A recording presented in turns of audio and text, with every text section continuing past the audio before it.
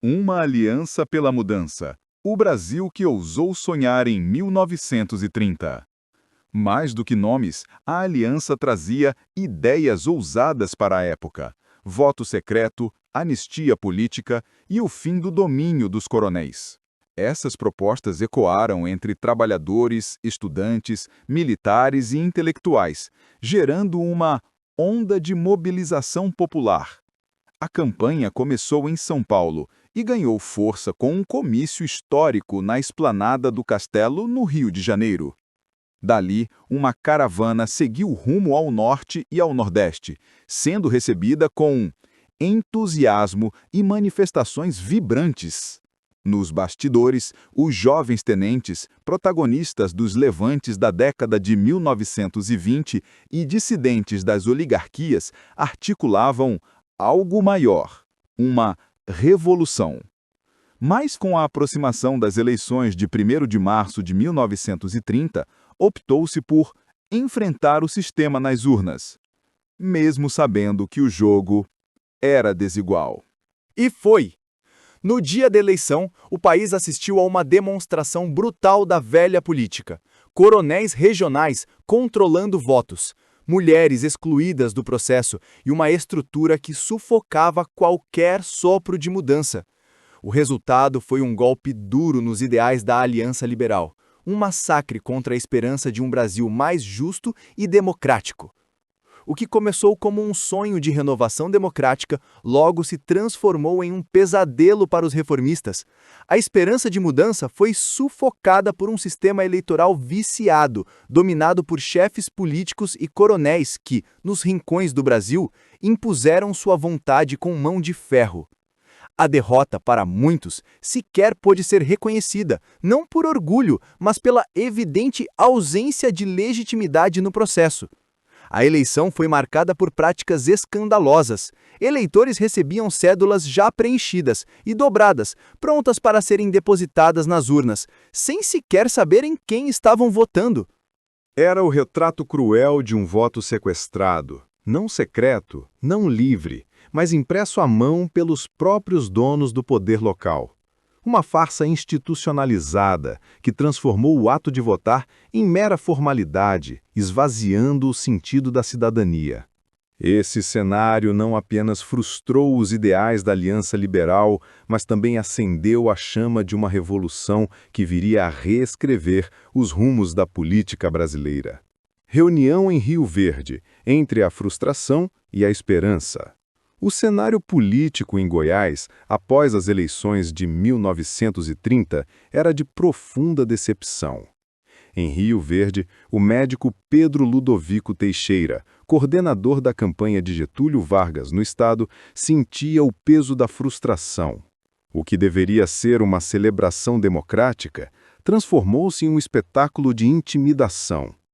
Chefes políticos, escoltados por soldados e jagunços, percorreram sessões eleitorais impondo medo e silenciando a vontade popular. Diante da gravidade dos fatos, Pedro Ludovico convocou uma nova reunião na fazenda de seu sogro, Antônio Martins Borges. Vieram companheiros de Inhumas, Vila Boa e Anápolis.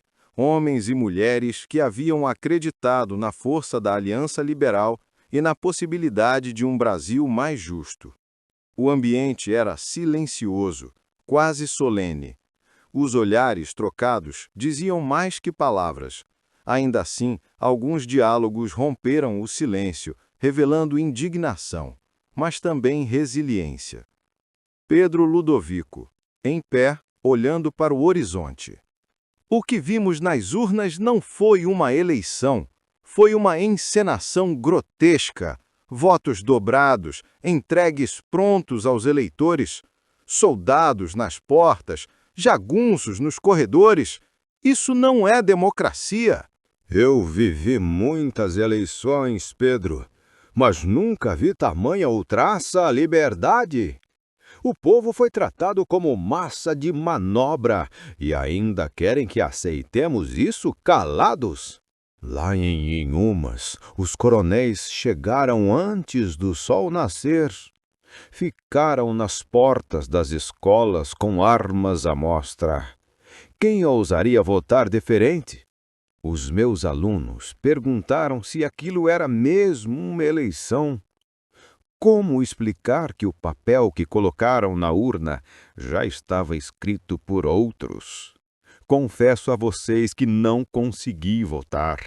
Na noite anterior às eleições, fui visitado pelo soldado João Leôncio e pelo sargento Barbosa.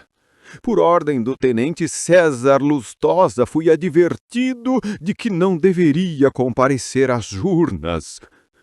Caso insistisse, já tinham preparado uma câmara de ar para me espancar. No dia seguinte, fui procurado por Hermógenes Monteiro, além dos eleitores Leonel Gomes da Silva e Sebastião Monteiro, de Alarcão. Eles me relataram que também foram ameaçados, assim como muitos outros, de apanhar caso tentassem votar. Então, que fique claro, não reconhecemos esse resultado e não vamos desistir, vamos aguardar orientações de Minas Gerais. O governador Getúlio Vargas também não reconheceu essa eleição e muitos militares graduados já não aceitam mais essa roubalheira que tomou conta do Brasil e dos altos escalões das Forças Armadas. Apesar disso, a pressão dos governadores para que todos reconheçamos os resultados, mesmo que ninguém concorde com essa farsa. Vamos manter a atenção. Há boatos entre os caiadistas de que estão tramando contra nós. Felizmente, o juiz Mário Caiado, apesar de ser da mesma família, não compactua com arbitrariedades. Avisarei vocês sobre qualquer novidade. Muito obrigado a todos. Vamos seguir firmes.